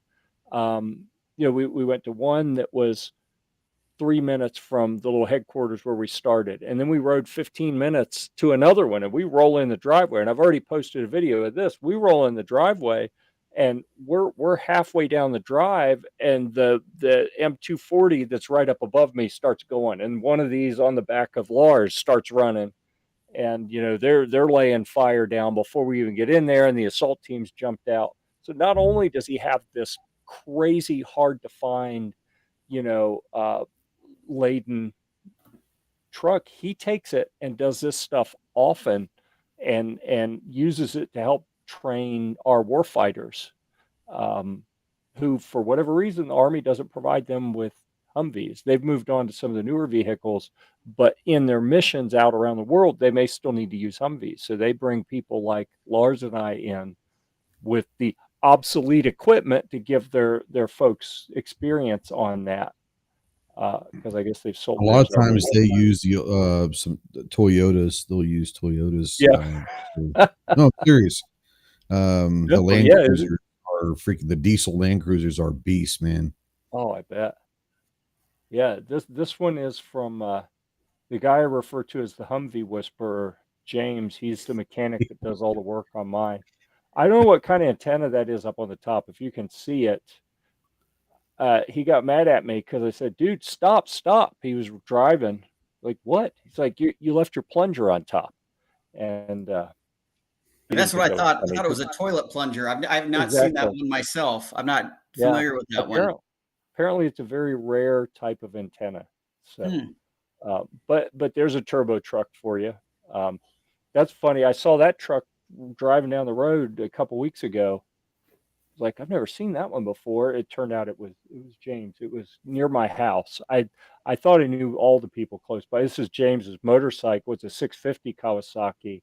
Again, I don't remember if it's a Marine Corps or Army, but I mean, these guys, they go out, and if it's green or tan and the military owned it, they want it. It's really, really kind of neat. This is one of the guys that came around recruiting the Humvee, and that's Lars' Humvee behind, and then mine was back on the other side. So that was kind of a neat experience. And I had debated, how do I talk about this, because it was really cool to get to go and help with the training of these Green Berets. But if you know me, you know that I was a loadmaster in the Air Force and an aircraft mechanic. I know which end of the gun goes bang, and I do gun reviews. So I know a little bit about that stuff, but tactics and movements, and we Yeah, I went to don't the know mission about brief that. before these assaults started, and we get done. And I'm like, okay, someone tell me what these 15 different acronyms were, because I got no idea. They're like, okay, we're I don't even remember what they were, but we're going to do this, we're going to do that, we're going to do this, we're going to do that. Every single action was an acronym, and they're looking at me and nodding like I'm supposed to know what some of that meant. Like, You're guys, like, just tell me where to I saw drive, guys. something. Just tell me where to go. Like, Point. yeah. Yeah, he said, "Hey, I'm just here to drive for you guys. So assume, if you want this to go well." And this was like their final exam, by the way. Like, I think today is Thursday. They were graduating today, so they really needed this to go well. I said, "Listen, you want this to Robin go Seg is a well? really cool Assume exercise. I'm going to screw it up, and give me every bit of information you can." Um, This is a couple of the guys I traded away. I traded my shield that I had. I had a titanium shield with a window in it. I bought this one, which is a steel replica. I honestly, I just wanted to cash out of the one that I had, and the guys went and changed it for me. I was like, well, heck, if you guys are going to take over and install it for me, I'm just going to take pictures. Nice. This was neat. This is very, very unusual, very rare. It's branded as a Harley Davidson. This dirt bike that I can't remember who ordered those. I think he said it was some European countries that like these weren't available in the U.S. The U.S. military didn't order them. Some European countries ordered them, and there weren't many. Got an HK down there below that too. Yeah. You never know what's going to be laying around. It's either an HK or an AK. It looks like an HK. I think it's an HK. Yeah. HK's a kickstand. Yeah. Yep. Oh, is that what that is? Is that a kickstand? I just thought it was leaning up against. I thought it was just leaning up against the bike. That's a kickstand. That's badass. Probably was. You know, the funny thing is, I took that picture. I didn't even notice the gun there, which is crazy. But yeah. This lineup was, we did on Saturday evening, we did a convoy, and we drove about 35 minutes out of town, maybe 40 minutes, and stopped in town and then turned around and came right back. And I was like, why did we drive that far? I mean, convoys are kind of fun. You get to ride around. Maybe. Everyone. Yeah. And, you know, it's once a year, it's fun. If you had to do it more often than that, it just kind of suck, I think. I bet you the people are going, is Red Dawn happening? is this really going on? What's going on here? So Lars had come around and put Robin Sage little magnetic stickers on the back of some of the vehicles. And apparently this was all staged. Like they just said, hey, we're going to go do a convoy just because it's fun. But apparently he coordinated it with the Army and the training cadre at the town, 30 minutes away. And they had observers watching the route. And part of their task was to report back on the strength of the force that was passing through. So we were like an enemy force driving through as part of their training exercise. And we didn't even know it. So that was kind of funny, I thought. That is. That was really neat. Now, Jeff, did you guys have a police escort on Saturday? Because on Friday, not this time. Friday night to dinner, we went about 30 minutes also, which just drank a whole ton of gas, but it was fun. We had a police escort, and my daughter in the back said, Dad, everybody's pulling over. Why are they all pulling over and stopping? Are they giving us a moment of silence? And I busted out laughing so hard. I said, no, honey, they got their cell phones out. We're on YouTube right now. That's all it is. It's just watching everybody come down.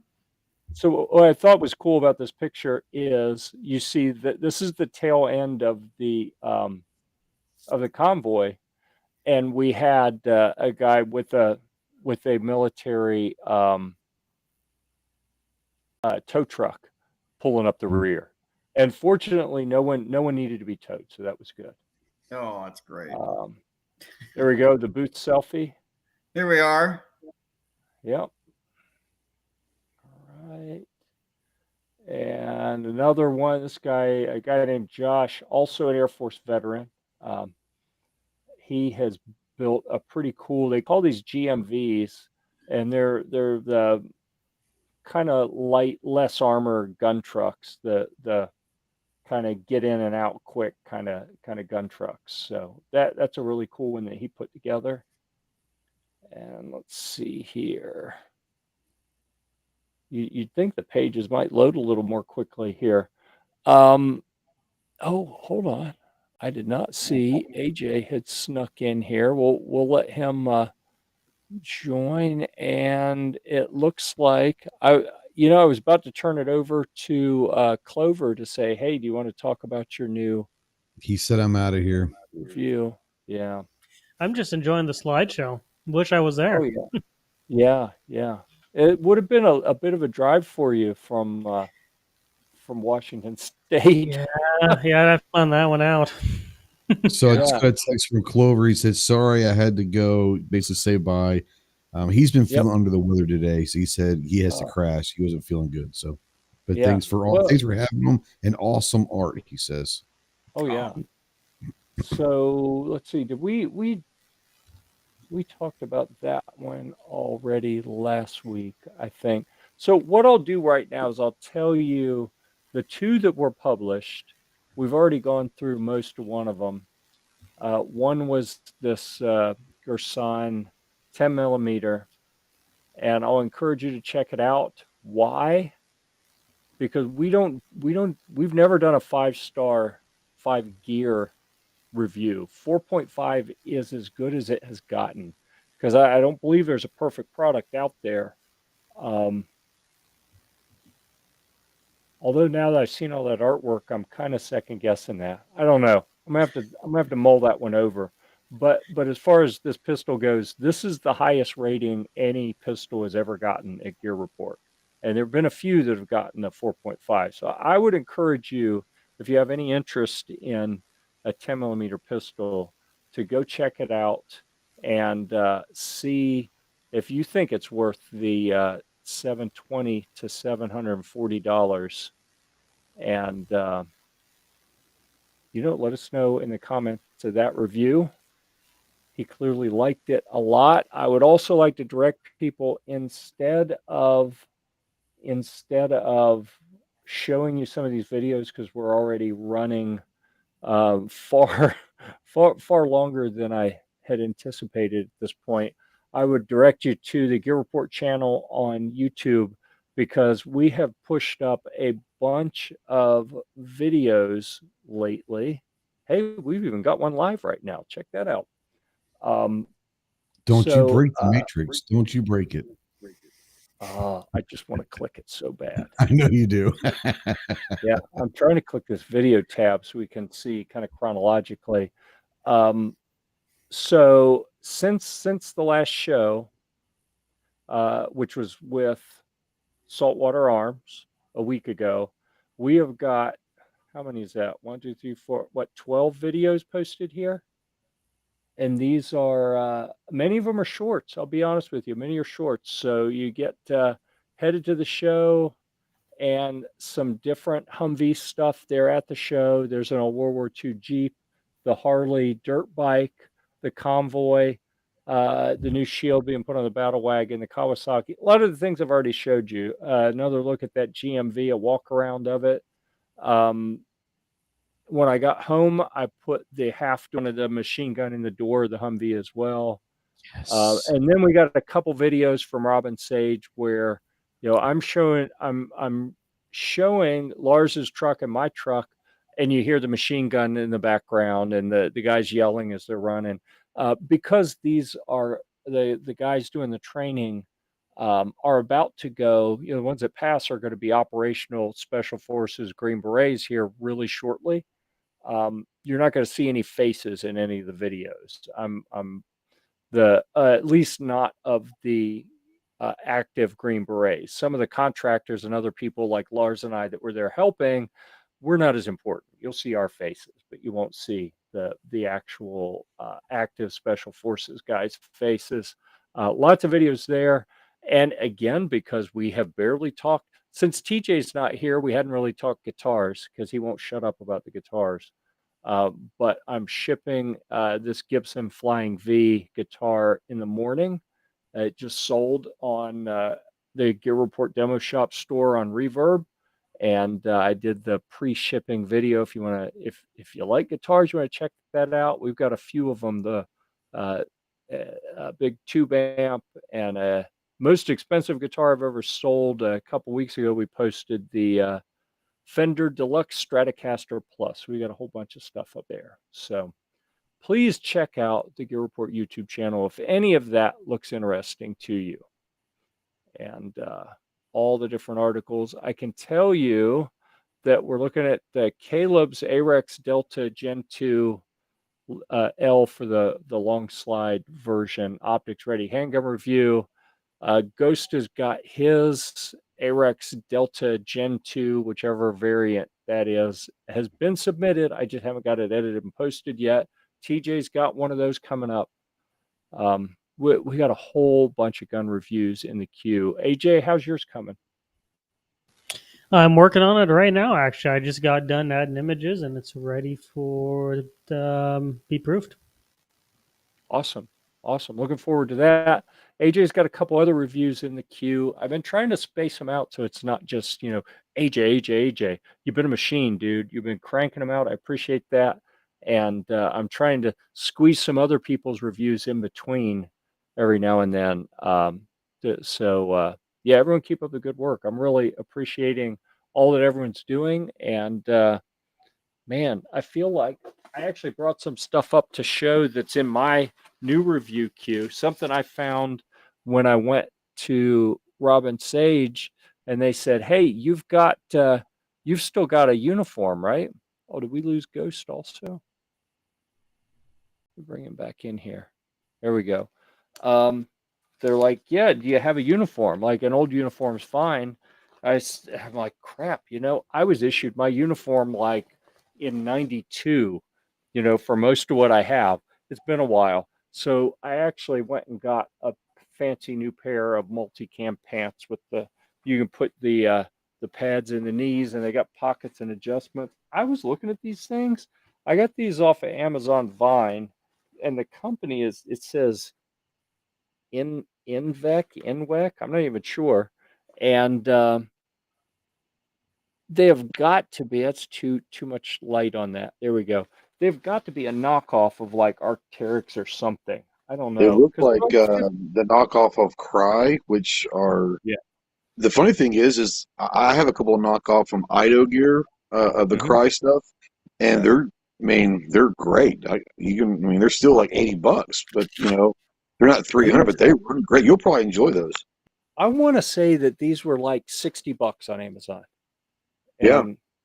And I didn't expect much out of them, but now that I got them, I put them on. Unfortunately, they don't have quite the inseam length that I would like, but they're close enough. Maybe someone can tell me. This is the front of the leg with the pocket for the little knee pads that go in them. Right. Yep. Right above that is a little cargo pocket, and it has some like bungee cord that you pull through. So what you do with those is once you put your knee pads in, if the knee pads are not directly over the kneecap, you pull those bungees up until you position the pads exactly where you want them, and then you lock down the bungees so they stay where they stay on top of your knee. So it's for short people. It's for me, mine's maxed out, bro. Mine are maxed out.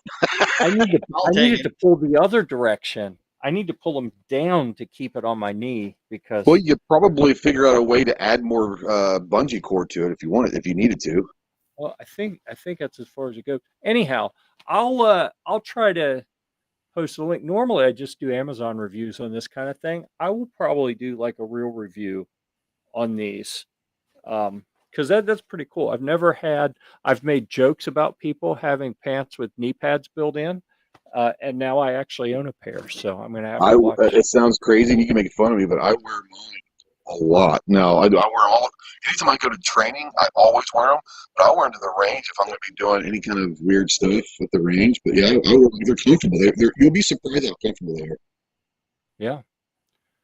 Oh, look at that. And we got another comment here. Good evening, everyone. Well, good evening to you, Chris, from the 740. It's good to see you. All right. Yeah, not too many comments this evening. I think everyone was too engrossed in what we were talking about. So I really appreciate everyone on the panel here. AJ, thanks for stopping by. Craig, thanks so much. Again, not our typical not our typical guest for this panel to talk to, but this has been one of the most interesting, engaging. Like I'm inspired to go make stuff. Which is bad because I got to get up at 4:30 and take my daughter to school. So I can't do it now, but I want to. I have ideas.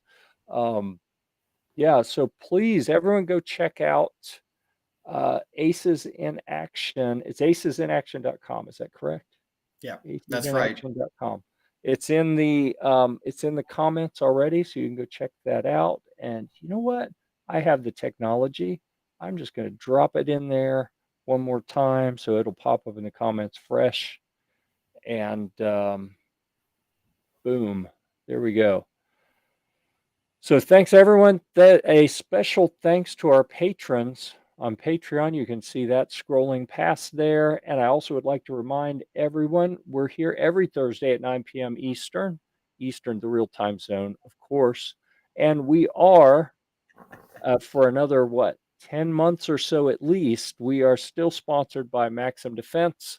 So go check out MaximDefense.com. And I got to say, I have Alan from Quarter Horse Arms called me a couple days ago and said, "Oh, hey, you had a new toy show up a few days ago." I'm like, "Oh, well, thanks for letting me know right away." I believe that is a 22 caliber silencer from Maxim Defense. So they've got a long list of stuff that is supposed to be heading this way, and they make some of the coolest stuff out there. I'll be honest, the idea of taking a sponsor for the show, we did it with Riton Optics last year, and I had been resistant to that kind of thing before, and that worked out really well. And I really committed to only working with brands that we really like. So Maxim, I had to pinch myself when they said they wanted to sponsor the show, because I love their products. I thought they were kind of out of reach for us as a sponsor, but they're thrilled to have us.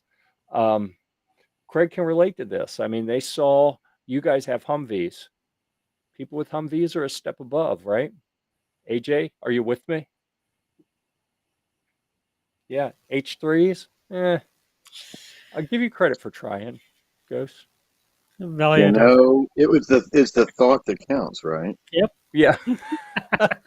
Imitation is the highest form of I'm not flattery. gonna lie, until I met you, I had seen people with Humvees. But until I started talking with you 4 or 5 years ago, I didn't realize that they were, not saying that they're common, but they're a lot more available and for reasonable prices than I ever thought. I had no idea there was a good market for that, Oh, yeah. Yeah, like you're the only person on the panel right now that doesn't have one. I'm aware. Thank you. I thought that was a requirement to be on the show. Like I said, I've ridden in a ton of them. I had a Humvee license. I drove them a lot. I've got a lot of stories, but I don't own one. Yeah. So and people don't realize the Humvee license was the funny thing is I don't know about in other branches, but in the Marine Corps, a Humvee license was like, that was something very sought after. Not everyone got a chance to do that, and it was kind of one of those cool things where I was like, oh snap, okay, yeah, let's go drive this thing. Yeah, that's cool. When you saw the Battlewagon 3, did it live up to what you were expecting, or? Talking to me? Yeah, you. Yeah, it's awesome. Yeah, thank it's you. Awesome. I have to fish for compliments sometimes. No, Craig, did you make it over and see the truck? I love them. I did. I came by. You were. I didn't see you, but I saw you had the Gear Report banner on it, right? Yep. Yeah. And which version do you have now? Which how many battle wagons have you built and processed through? This is number 3. Battlewagon 3. I figured you were right there with 3 or so from my time in the group. So yeah. They're addictive. Boy, so many people. I even started shopping for my second one here a while back, and I said, "Whoa, I gotta pace myself. One project right now is enough." But gosh, man, I love it. I can't get enough of it. My kids love it. We have a ton of fun with that thing. It's just a blast.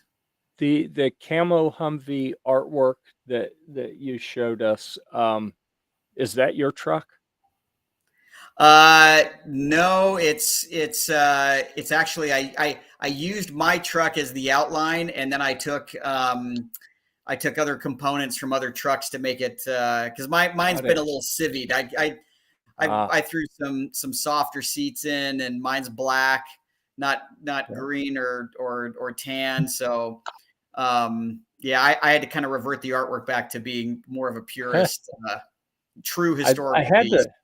I had to really look closely to see if it had Battlewagon written on the front, because it looked almost identical to the very first Battlewagon, which had just a couple little differences, but it was pretty Okay. close.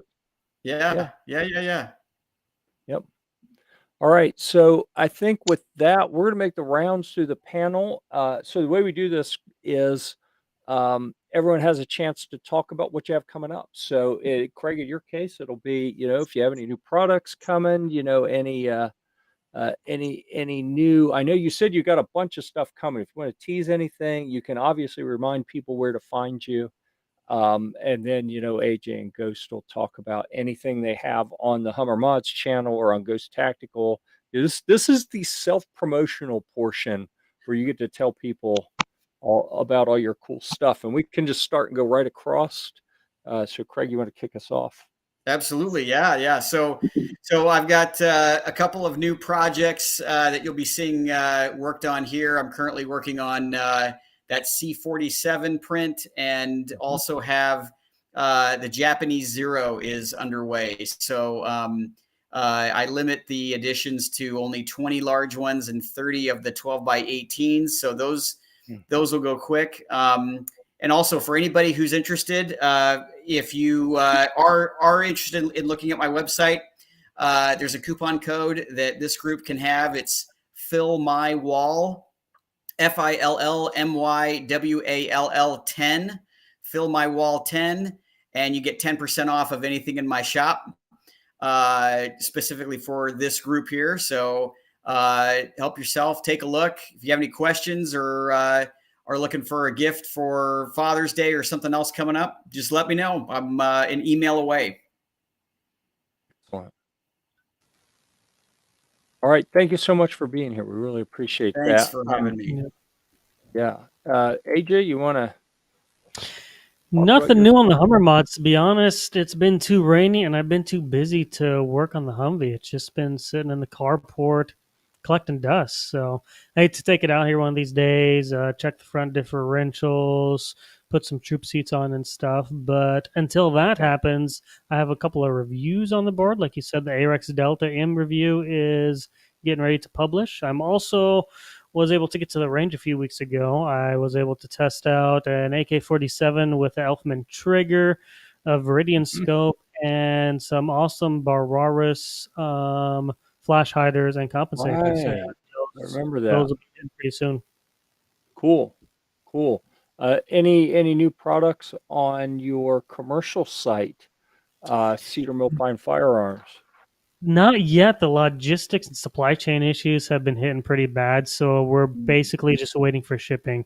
We have a few samples and products in the work, but they're not ready to be produced yet. So until we get the kinks worked out, they're kind of just sitting there waiting. Okay, and you have stock of your standard products that you've had for a while? Okay. Yeah, good. we're actually, with the supply chain issues, we're at the point right now where we're in stock with everything. Cross our fingers. See how it goes. Yeah. All right. Well, I will drop a link for Cedar Mill Fine Firearms as soon as I get done typing that. And Trey, you want to talk about what's happening on the Ghost Tactical channel? Yeah, we've got it submitted. We got the RX Delta X variant ready to be approved by our lovely leader on Gear Report. We've got some stuff coming out. I'll be doing some ammo testing on a new ammo company called Veterans Ammo. It's from Hyperion Ammo. We've been doing some testing for them. The SAR USA AR pistols coming down the line. Talk with EAA and about getting their 9mm 1911 coming here when it gets in June. Keeps pushing back and back because of supply chain. Interesting enough. I do have a question for AJ. Real quick before I go into my spiel.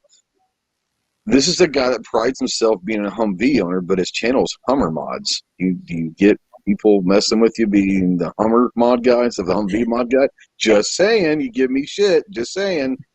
Nope, I haven't. That's a keyword tactic I thought I'd try early on. I'm just messing with you. No, I had to say it. I had to say it. If you don't mind me doing my 1 minute spiel real quick, Jeffrey, as I always do. A couple of my buddies are are MARSOC Marines that are part of the MARSOC 3. If you don't know anything about them, Google MARSOC 3. They were falsely accused of some crimes overseas 3 years ago, and their life is in limbo right now. It's all on video. It's 100% crap, but they're still going through the court process, and we're trying to raise money to help them with the legal defense. So if you guys go over to my Instagram, look at my profile, and I have a link to $1, whatever you have that might be helpful to help raise some money for my guys in the MARSOC 3. Especially if the word Semper Fidelis means anything to you at all. So go check that out. And thanks for letting me get that spiel once again, Jeffrey. Yeah, absolutely. And here we've got the Ghost Tactical channel, and let's see, we've got an Instagram link here. So let's bring that up. And let's see, we'll share this tab. And you see the link here for the MARSOC 3 fundraiser. We click that. So now we'll go to the other tab while that one loads. All right.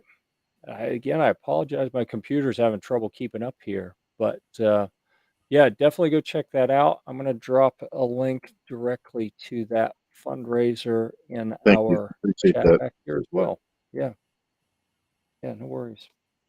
Okay, with that, we're breaking records tonight. 2 hours, 6 minutes, and 13 seconds of your life that has been consumed here with Gear Report on This Week at Gear Report. Thank you so much for squandering over 2 hours of your life. You're never getting that back.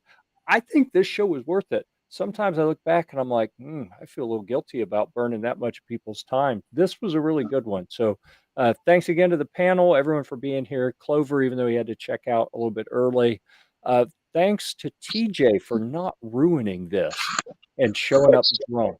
He threatened to stop partying and log in at some point. I was like, dude, really? No, it's okay. It's okay. Just stay at the bar. So we'd like to thank TJ and remind everyone the director of Snacks and Beverages didn't get that title lightly. That's why he's at the bar. He is the director of Snacks and Beverages for a reason. We'll be back again at hopefully we'll actually be on Facebook next time. We've had a couple weeks in a row that when we go to start the broadcast, it fails and puts us in a loop where we got to start over again, and it's choking on the Facebook broadcast. I don't know what's going on there, but apparently we're on Twitch and Odyssey and Twitter and YouTube, but we're not making it on Facebook. I'm going to try to troubleshoot that so we can get back there. Hopefully we'll be on all of those channels, all of those platforms again next week, Thursday at 9 p.m. And let's see, we'll stop sharing that so I get the end stream button. The way we do this here, we have a little tradition that I'm going to say, and we'll see at the range, and I'm going to point you point right at your camera. And I've had some people say, we had a guest a couple weeks ago from our sponsor, Maxim Defense, and he said, oh yeah, I'm not doing that. Like, you know what? That's up to you. No pressure. All of you make your own choice. If you want to do it, you can do it. You can join me. You can just let me sit here and look silly doing it by myself. Whatever works for you. But regardless, until next time, we'll see you at the range.